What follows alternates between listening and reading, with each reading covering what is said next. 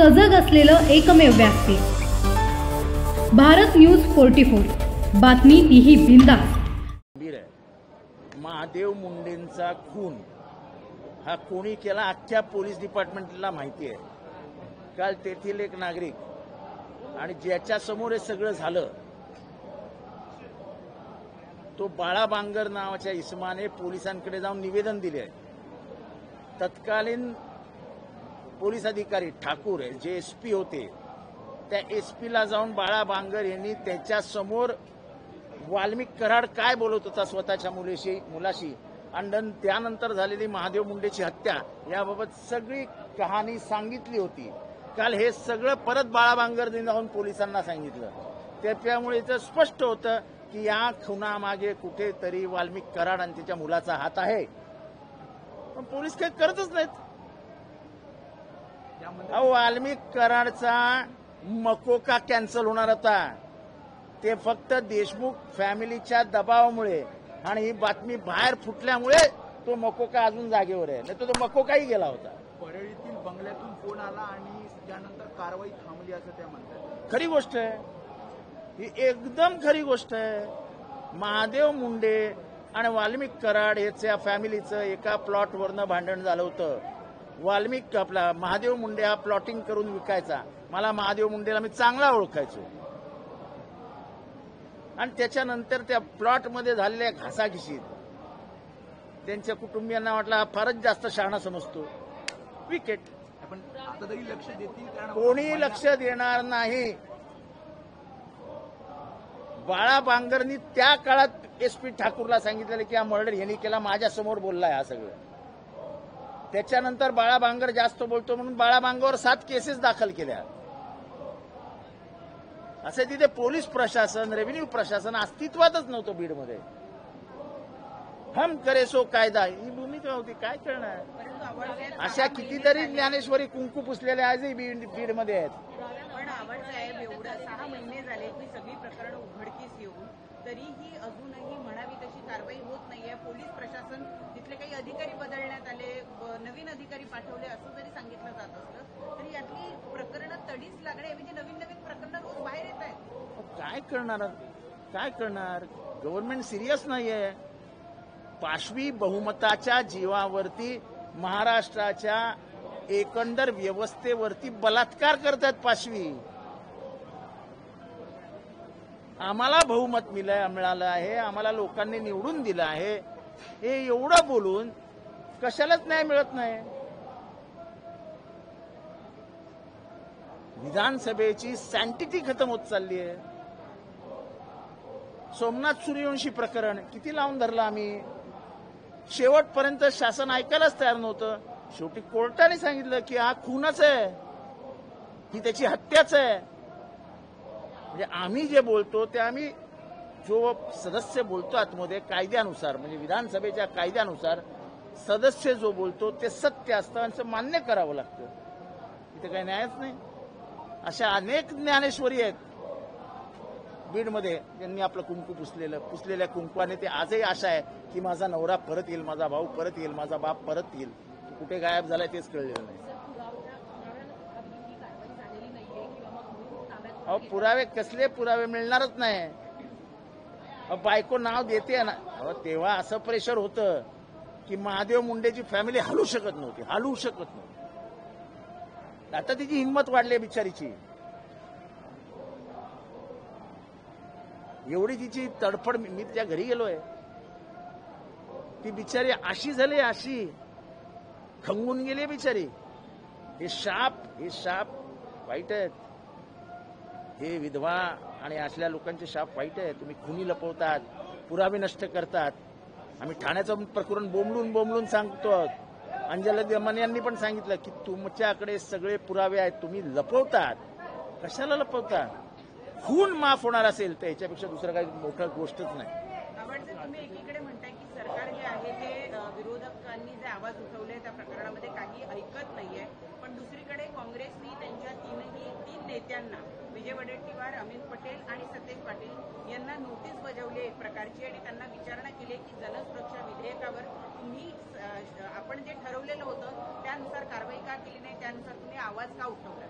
आता जो काँग्रेसचा अंतर्गत प्रश्न आहे त्याच्यावरती मी बोलणं योग्य होणार. पण विरोधक कुठेतरी कमी पडतात असं सांगण्याचा प्रयत्न थेट आमचा असं आम्ही जे मुद्दे मांडले होते ते मुद्दे काही मुद्दे मान्य करण्यात आले, काही मुद्दे आम्हाला सांगितले गेले पण आम्हाला ते त्या कायद्यात घेतलेले नाही.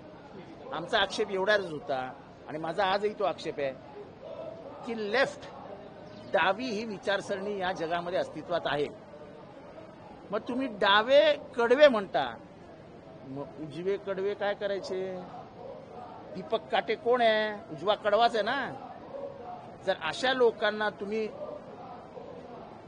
जसं उदाहरण दिलं आम्ही पहलगाम मधला आरोप जो ते उजवे कडवेच आहेत. धर्म आधारित राजकारणामध्ये त्यांनी तिथे जाऊन गोळ्या घातल्या. हे असे उजवे कडवे हे जगभरात अस्तित्वात आहेत. मग फक्त डावे कडवे कशाला? आणि संविधान न मानणारे भारतात कितीतरी जण आहेत. अगदी स्वातंत्र्यानंतर न मानणारे आहेत. ते नेमके उजवेच आहेत.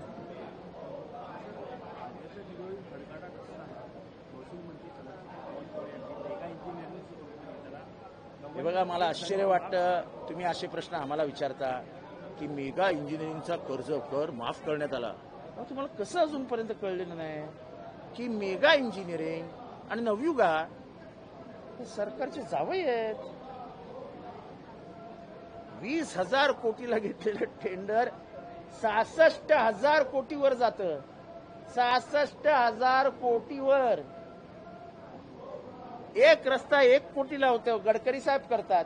महाराष्ट्रामध्ये तोच रस्ता 100 कोटीला होतो. काय करणार?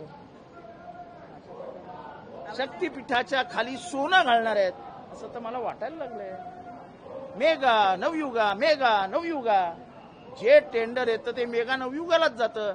आता टेंडर मॅनेजमेंट कशी करतात, कोणाला कसे फोन जातात, साधी गोष्ट आहे. सुप्रीम कोर्टाने महाराष्ट्राला दाखवून दिलं की एका टेंडरमध्ये 3,000 कोटी रुपयाचा घोटाळा आहे, तरी महाराष्ट्रात आवाज नाही उठला. आपल्या माहितीसाठी परत एकदा सांगतो की फक्त 65 कोटी रुपयाचा स्कॅम जॉर्ज फर्नांडिस यांनी आरोप ठेवला बोफोर्सचा राजीव गांधींवरती. आणि राजीव गांधी इतक्या मोठ्या प्रचंड बहुमताने निवडून आलेले 84 साली, 89 साली त्यांचा पराभव झाला. इतकी सेन्सिटिव्हिटी भारतात होती. फक्त 65 कोटी. इथे तर म्हणजे आम्ही नाही, सर्वोच्च न्यायालयाने सांगितलं 3,000 कोटीचा घोटाळा आहे. टेंडर मागे घेता का कारवाई करू? काही झालं नाही ना. तुम्ही लावून धरलं ना आम्ही काही करू शकतोय. तुम्ही राज्य सरकार नाही, आत्ताचे सत्ताधारी हे भ्रष्टाचाराला राजमान्यता देत आहेत. तुमच्या समोर आलो ना म्हणजे बावनकुळे साहेब अतिशय चांगले मंत्री, मी ओपनली बोलणारा माणूस आहे. त्यांनी असा प्रकार केला असेल याचा अर्थ मेगाची पोच कुठपर्यंत येते बघा. कारण का तुमचा जो स्कॅम होता कुठला इलेक्शन बॉन्ड प्रकरण, त्याच्यामध्ये कोण होतं? मेगाचे संबंध कुठे होते? किती रुपयाचे बॉन्ड होते? 900 कोटी रुपयाचे बॉन्ड. 900 कोटीचा बॉन्ड घेणाऱ्या माणसाला काहीही माफ होऊ शकतो. त्याला ह्या महाराष्ट्रामध्ये गेल्या वर्षभरात कमीत कमी 5 लाख कोटीचे टेंडर मिळाले. 5 लाख कोटीचे. मुंबऱ्यामध्ये एका ओला उबरच्या ड्रायव्हरनी त्याच्यासोबत पिस्तूल बाळगली होती आणि त्या पिस्तूलला दाखवून त्यांनी प्रवाशाला धमकावण्याचा प्रयत्न केला असेल तर त्याला टाका जेलमध्ये आणि फेका आतमध्ये. त्याच्यात काय? परंतु एक सर्वसामान्य टॅक्सी ड्रायव्हर किंवा ओला उबरचा ड्रायव्हर त्याच्याकडे पिस्तूल आली होती. हा अत्यंत गंभीर प्रश्न आहे. म्हणजे शासन लायसन्स देत असताना कुणाला लायसन्स देत आहे, कशा पद्धतीने लायसन्स देत आहे? एका बीडमध्ये 3,000 लायसन्स दिले होते. एका बीडमध्ये ठाणे आयुक्ताला कोणाला लायसन्स दिलेत मागच्या काळामध्ये तपासून बघा. यावेळेसच्या आयुक्तांनी अतिशय स्ट्रिक्ट केलंय. आता जे डुंबरे नावाचे आयुक्त आहेत अतिशय स्ट्रिक्ट केले. पण त्याच्या आधीच्या 10 वर्षामध्ये कोणाला लायसन्स दिलेत याचं श्वेतपत्रिका काढावी ठाणे पोलिसांनी. 15 लाख 25 लाख 30 लाखाला लायसन्स आशे मिळत होते. आशे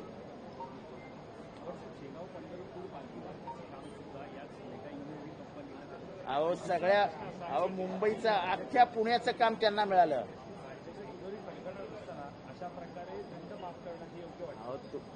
तो जावई हो. मेघा आणि नवयुगा आता महाराष्ट्राचे आधुनिक जावई आहेत. जावयासाठी सासरे पायघड्या घालतात. आपलं सरकार हे सासरच्या भूमिकेत आहे आणि मेघा आणि नवयुगा हे जावयाच्या भूमिकेत आहेत.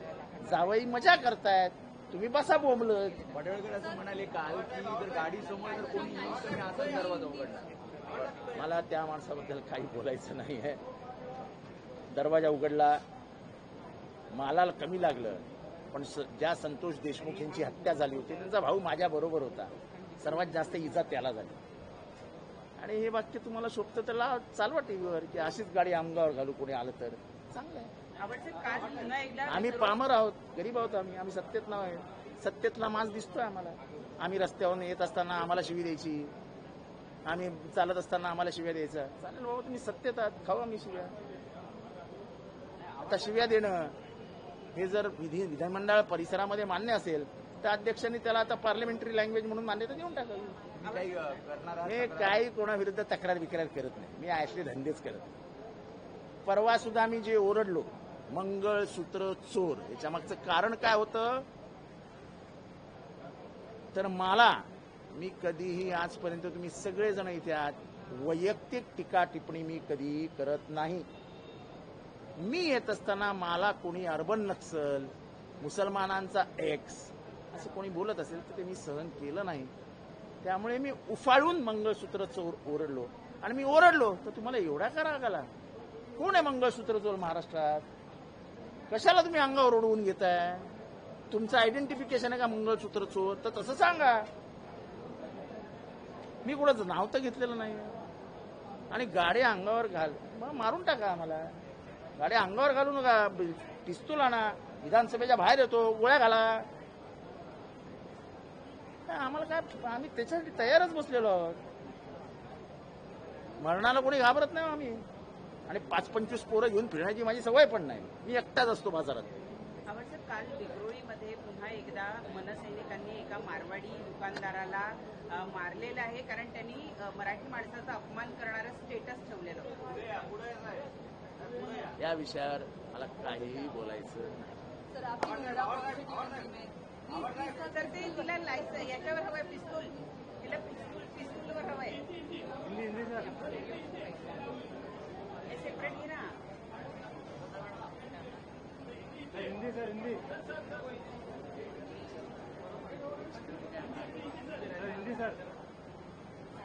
In a broad daylight in your Mumra constituency, a man has pulled a gun pistol on other cab drivers who were trying to protest for their demands. Is there no law and order, and how can a cab driver get access to a pistol?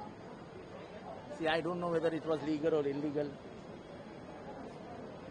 But one thing I'm sure about is day by day law and order is deteriorating. The influence of drugs is on the increase. Illegal arms have been possessed by many. Until there is a strict action by the police who maintain law and order, we have to look into law and order. Nothing is going to happen. 5 murders in last 6 months. Lots of drug peddlers moving in and going out. I can give a list of drug peddlers. But when they are protected by the department, nothing can be done. अशाच नवनवीन अपडेटसाठी बघत रहा Bharat news 44. सत्याचा प्रकाश, बातम्यांचा विश्वास.